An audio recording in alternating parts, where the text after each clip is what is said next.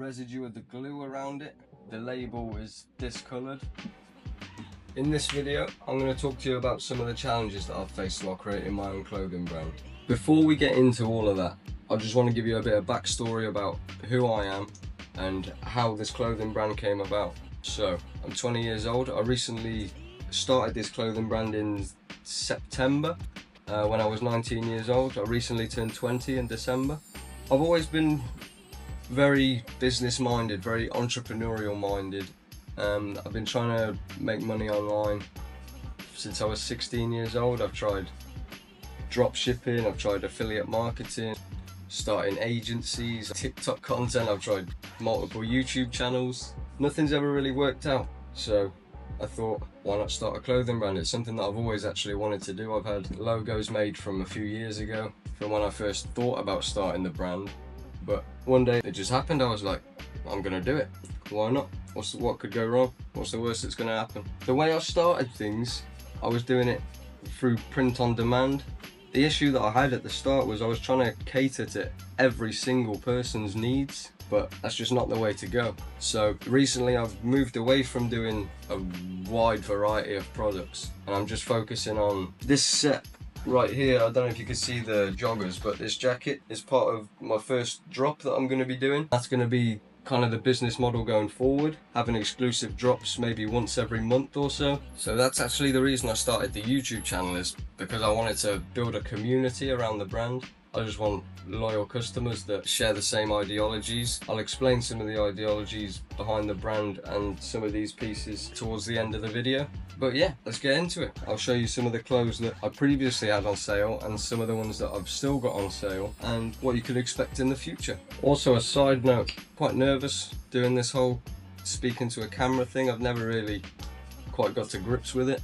So hopefully this is good content and I'll try and improve as we go on. So the first piece I want to talk about is this hoodie right here. This has been like the main logo for my brand up to this point, and it's got the same graphic on the back that this zip up has. This is just in a slightly different colorway.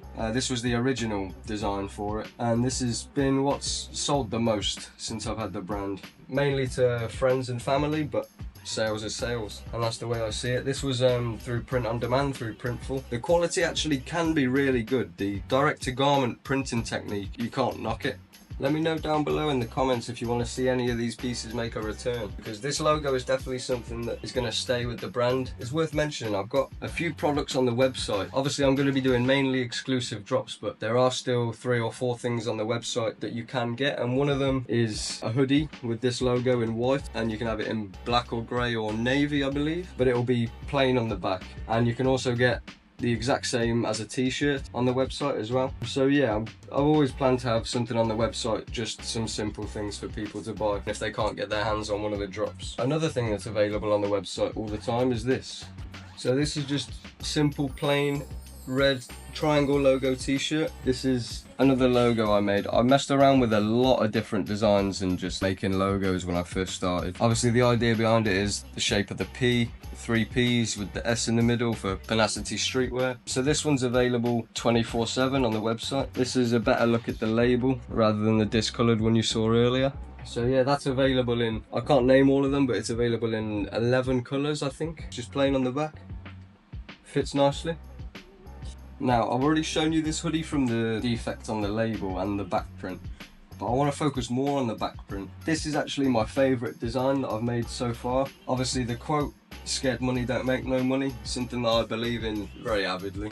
I also just like the idea of the barbed wire. It just gives off the sense that you're trapped. If you don't spend no money, you're trapped. You're never going to get out of the hole that you're in. So yeah, that's a very personal design that I love, and I think it should definitely make a return at some point in the future. So let me know if you want to see this come back. It doesn't have to be in red, I can do it in many different colorways. There's a lot of opportunities in clothing. It's all about just having a play around with things and seeing what you like, seeing what you don't like, getting other people's opinions. I really enjoyed it since I started. I think it's a really fun business and I can see it going quite far. Another thing that can happen when you're starting a clothing brand is a lot of it is trial and error. For example, I've tried to order cargos before, like cargo trousers, through print on demand companies, but it's really hard to find them, and when you do find them, they're just not what they say they are. Like, I ordered these one cargos and they came and they were like a silky material, which just wasn't what I was asking for. This is another one where the print quality just isn't great. I'm not sure if you'll be able to tell on the camera, but it's just like vinyl, which means after a fair few washes it will start to come off. This design though, this logo here, it's actually the exact same logo that I've got on this set here, just in a different colorway, because I actually really like it. I've always been a fan of leg prints on trackies, but yeah, the quality of these trackies, they're fruit of the loom, so they're quite thin, not really the best quality that you want for your brand. When you're starting out, it's just trial and error. One thing I will say is, just if you plan on starting a brand, expect to waste money, expect to lose money basically. I think total I've probably lost 150 to 200 pounds on stock that I've just ended up throwing in the bin because the quality hasn't been there. But yeah, it's all a learning curve, quite a fun learning curve at that. And last but not least, this is actually one of the first designs I created. Not really sure what the idea was, I just kind of like the fact that the text overlaying the lady's face. I also did another one of these with red writing instead of blue, and that was actually the first piece that I ever sold. It was to one of my friends, but still, I think this is one that's got a lot of potential. I think it's different, it's unique. A lot of people have said that they like this one, and it's just got the plain Panacity logo on the back. Let me know what you think of this logo.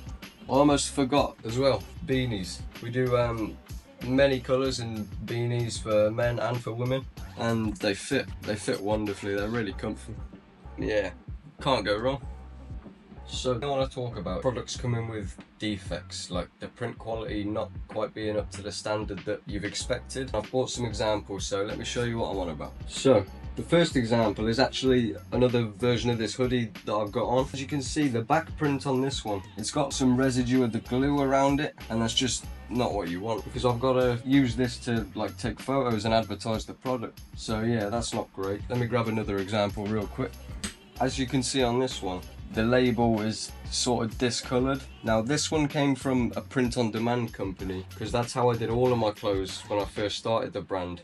I used a lot of print-on-demand sites, mainly Printful, but print-on-demand, I've found that it's just not reliable enough. So that's why I'm kind of moving away from doing that sort of thing, and I'm going to more exclusive drops. Another thing about this hoodie as well, I'm not sure how well you'll see it on the camera, but the back print is actually wonky. It's not straight compared to the jumper, and it just looks funny when you're wearing it. But that's just some of the issues that you encounter with print on demand. That's just it is what it is. They did actually give me a refund when I showed them this label. Printful are actually really good for stuff like that. As long as you send them photos and you explain to them what's happened, they're usually pretty good. They'll either give you your money back or send you another free one. Alright, enough of the negative stuff. Let's talk about this lovely set that I've got on. It's the latest piece that I've designed.